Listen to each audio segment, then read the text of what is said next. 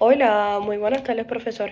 Este video se compone de Lismael Velázquez Pérez, Valery Ferrer Maldonado, Cristi Maldonado Silva, Juan Pablo Reyes y yo, que soy Alanis Miguel Torres Rodríguez. En este video mis compañeros estarán abundando un poquito más de información sobre lo que era la era del capitalismo vigilante. Bienvenido. En este video exploraremos el capítulo 17 de la era del capitalismo de la vigilancia, la lucha por un futuro humano frente a las nuevas fronteras del poder de Shoshana Zuboff, titulado El derecho de asilo y refugio. En este capítulo se analiza cómo las tecnologías de vigilancia impactan los derechos humanos, especialmente el derecho de asilo.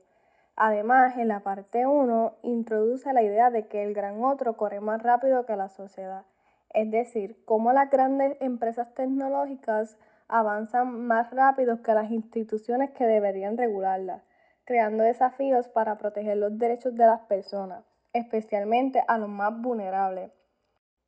El texto reflexiona sobre cómo el concepto de hogar y refugio ha cambiado bajo el impacto del gran otro, una metáfora para las fuerzas de vigilancia digital y control social que erosionan la privacidad y la autonomía individual.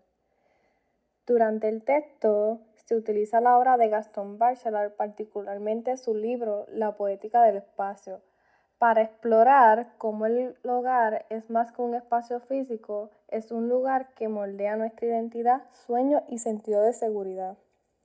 El hogar, según Bachelor, es un refugio íntimo que permite la introspección, el desarrollo personal y la construcción de la subjetividad. Sin embargo, el avance del capitalismo de vigilancia y las tecnologías interconectadas como cámaras, altavoces inteligentes, sensores, han convertido este espacio en una herramienta de control y monitoreo. Esto elimina la privacidad esencial para la salud psicológica y el equilibrio entre el yo y la sociedad. Históricamente, el derecho de asilo representaba un límite al poder totalitario, ofreciendo refugios inviolables. En el presente, estas protecciones están siendo desmanteladas por el dominio del capitalismo digital, que prioriza el control conductual y la comercialización de datos personales. El texto concluye que la privacidad es esencial para la reflexión personal y el bienestar psicológico, y que la eliminación de refugios y espacios privados afecta negativamente tanto a las personas como a la sociedad. El texto comienza con la autora describiendo su antigua casa destruida por un rayo y cómo sus recuerdos están ligados no a objetos sino a sensaciones como luces, aromas y texturas. Esto nos ilustra el carácter simbólico del hogar como un espacio íntimo cargado de significados personales. Más adelante, la autora nos describe cómo la familia decide reconstruir su hogar con materiales naturales y muebles antiguos para recuperar esa sensación de refugio y calma. Aunque las paredes sean gruesas y protectoras, se señala que el gran otro puede penetrarlas a través de dispositivos digitales.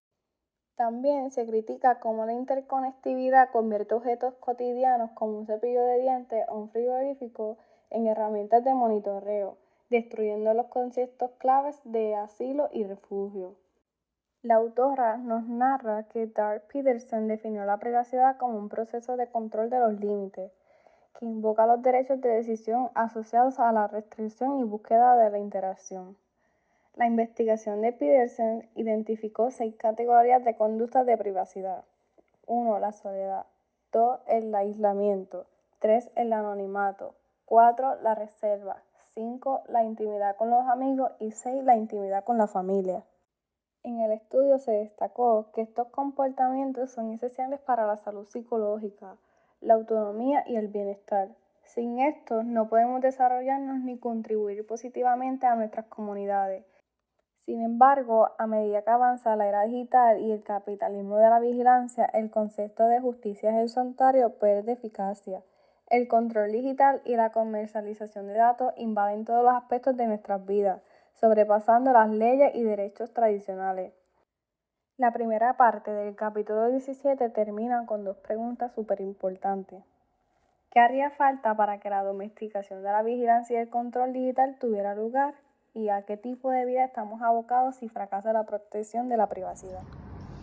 Continuando con la segunda parte del capítulo 17, titulado La justicia como nueva frontera de colonización para el poder, estaremos contestando las preguntas más relevantes sobre el tema. ¿Qué está pasando con nuestra privacidad? Antes, la privacidad era algo fácil de entender. Significaba guardar tus cosas personales lejos de otras personas, como tus cartas, tus conversaciones o incluso lo que hacías en casa. Pero con Internet todo eso ha cambiado. Ahora muchas empresas recopilan información sobre nosotros sin que nos demos cuenta. Esto incluye las páginas que visitas, las cosas que compras, tus búsquedas en Google e incluso los lugares donde vas. Lo más preocupante es que estas empresas no solo guardan esa información, sino que la usan para predecir lo que queremos, lo que nos gusta y cómo nos comportamos. Por ejemplo, pueden saber qué productos vas a comprar, qué series te interesan o incluso qué ideas políticas podrías apoyar. A veces incluso tratan de influir en lo que decides o piensas, como pasó con el caso de Cambridge Analytica, que manipuló datos para afectar elecciones políticas. Es como si nuestras vidas se convirtieran en un libro abierto que todos pueden leer y usar para su propio beneficio. Lo peor es que muchas veces somos nosotros mismos quienes le damos acceso a esta información, aceptando términos y condiciones que, seamos honestos, no leemos. Pero también hay veces en que no tenemos elección, porque estas empresas recogen datos en secreto a través de aplicaciones, cámaras o incluso televisores que escuchan lo que decimos. ¿Y las leyes no nos protegen? Hay leyes que intentan protegernos, pero no siempre funcionan. En Estados Unidos, por ejemplo, las leyes sobre privacidad no están actualizadas para enfrentar estas nuevas tecnologías. La cuarta enmienda, que protege a las personas contra búsquedas injustas, no cubre mucho de los problemas actuales, como el uso de algoritmos o recopilación masiva de datos.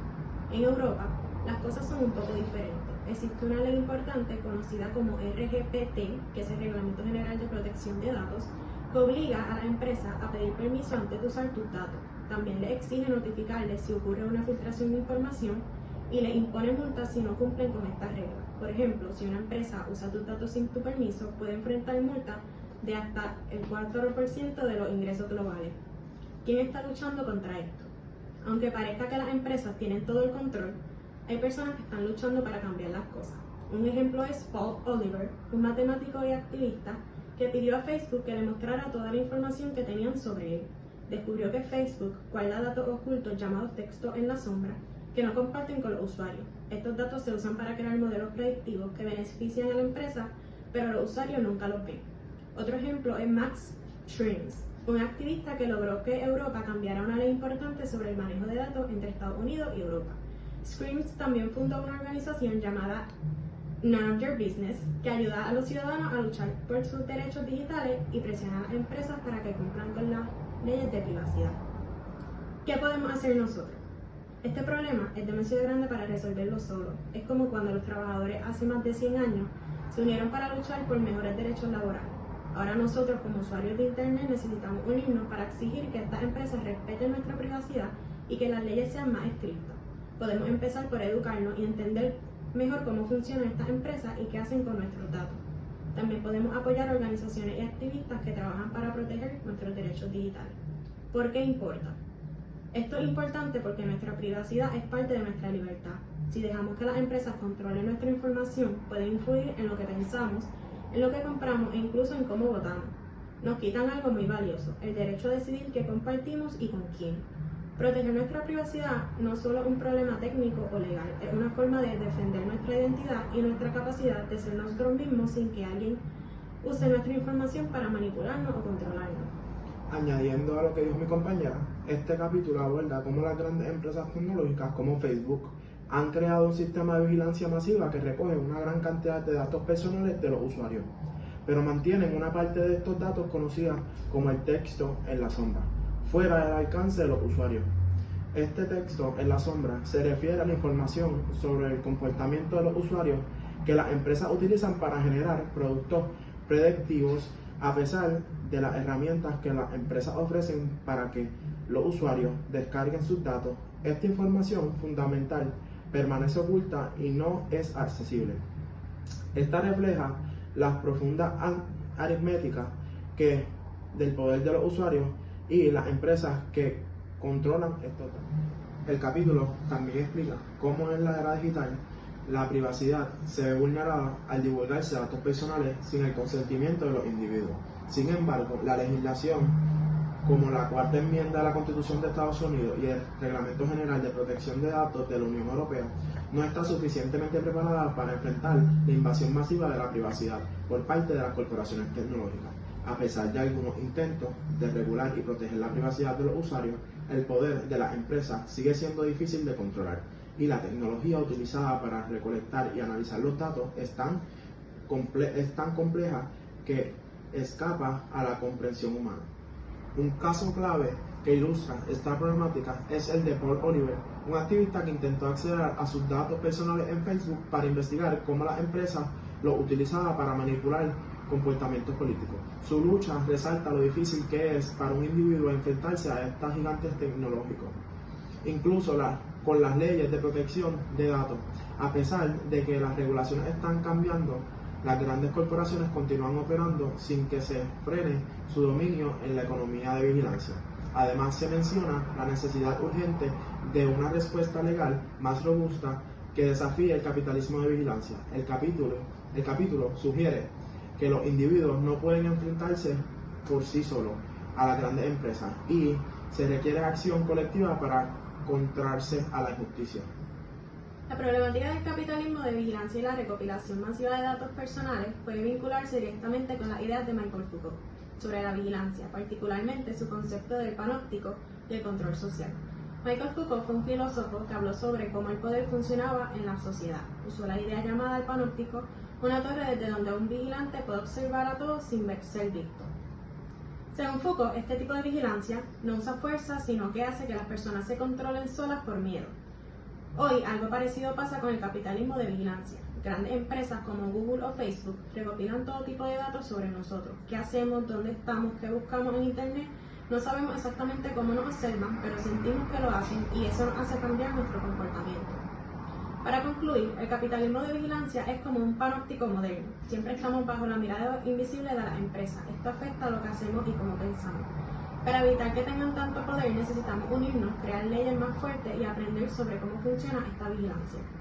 En adición, el capítulo plantea que la lucha contra el capitalismo de la vigilancia no dependerá solo de las leyes, sino de cómo los ciudadanos se movilicen colectivamente para proteger su privacidad y enfrentar el poder desmesurado de las corporaciones tecnológicas. Por último, estaremos discutiendo el capítulo número 3, titulado Todo unicornio tiene su cazador. El texto básicamente aborda las implicaciones del capitalismo de vigilancia y cómo este sistema amenaza con destruir las nociones tradicionales de privacidad, refugio y autodeterminación humana.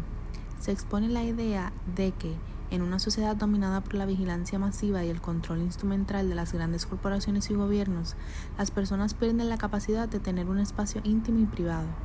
En este escenario, la vida de cristal se refiere a un mundo donde los seres humanos están constantemente expuestos y observados, sin ningún tipo de protección frente al poder de los cazadores que buscan explotar cada aspecto de sus vidas.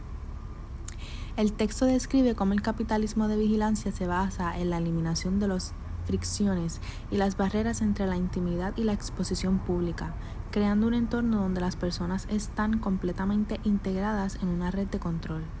En este contexto, los ideales de libertad y privacidad que alguna vez fueron fundamentales para el liberalismo se vuelven obsoletos y el gran otro emerge como una figura omnipresente que vigila y manipula el comportamiento de las personas.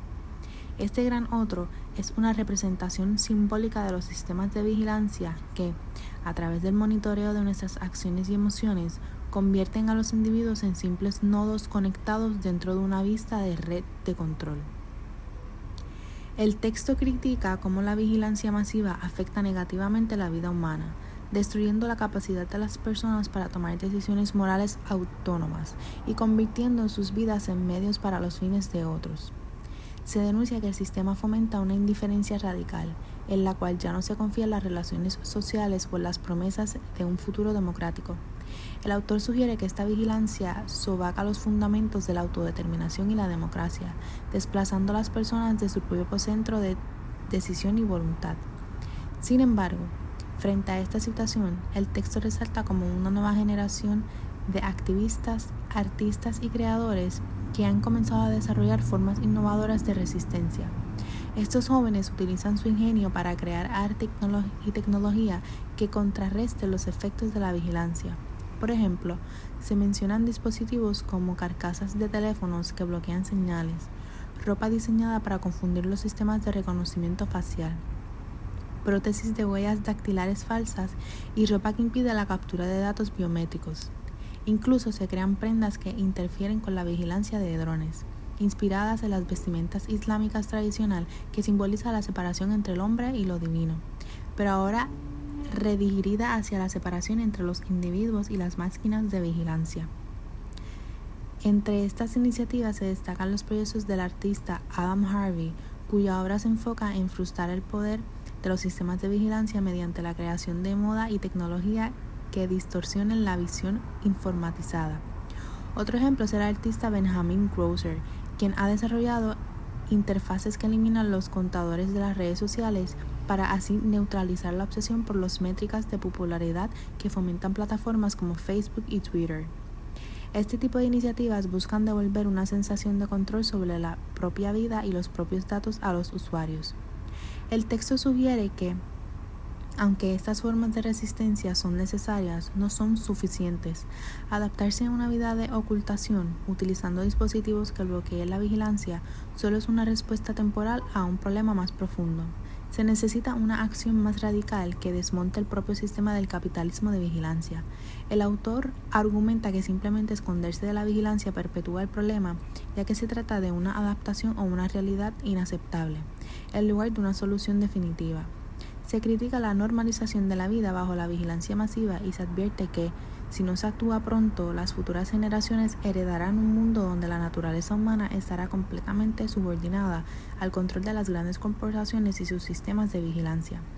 Finalmente, el texto insta a la acción urgente, señalando que el capitalismo industrial expropió la naturaleza y ahora el capitalismo de vigilancia amenaza con expropiar la naturaleza humana misma.